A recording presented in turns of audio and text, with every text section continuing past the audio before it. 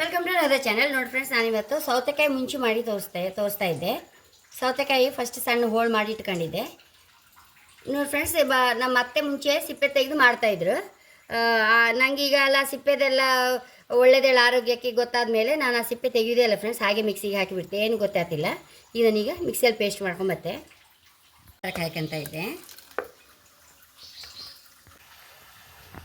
ಒಂದೆರಡು ಮುರಿನೋಡು ಹಾಕಂತ ಇದ್ದೆ. ಹುಣಸೆ ಹುಳಿ ಬೇಕಾದವರು ಹುಣಸೆ ಹುಳಿ ಹಾಕೋಬೋದು.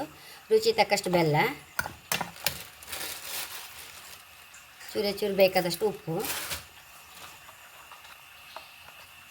ಒಂಚೂರು ಅರಿಶಿನ ಮಿಕ್ಸ್ ಮಾಡಿ ಒಂಚೂರು ಹುಳಿ ಎಲ್ಲ ಬಿಟ್ಕೊಳ್ಳಿ. ಒಂಚೂರು ಮುಚ್ಚಿಟ್ಬಿಡುವ. ಕಾಂಬ ಈಗ ನೋಡಿ ಬೆಂದಾಯ್ತು.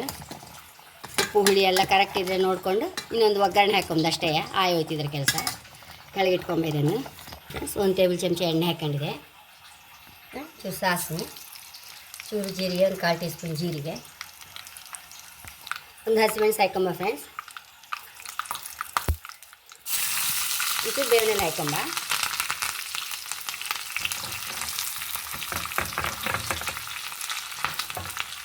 ಇದನ್ನು ಮುಂಚಿಗೆ ಹಾಕಿಬಿಡುವ.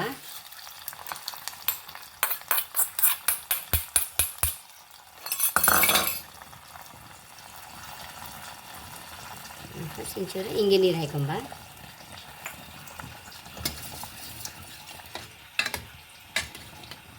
ಹುಳಿ ಸಿಹಿಯಾಗಿ ಈ ಬಿಸಿಲಿಗೆಲ್ಲ ಹೈ ಕ್ಲಾಸ್ ಆದ ಫ್ರೆಂಡ್ಸ್.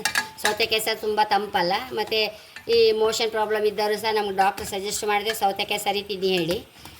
ಹಾಗೆ ಹೈ ಕ್ಲಾಸ್ ಅಡುಗೆ ರೆಡಿಯಾಗಿದೆ ಫ್ರೆಂಡ್ಸ್. ಎಷ್ಟೋ ರುಚಿಯಾದ ಮುಂಚೆ ರೆಡಿಯಾಗಿದೆ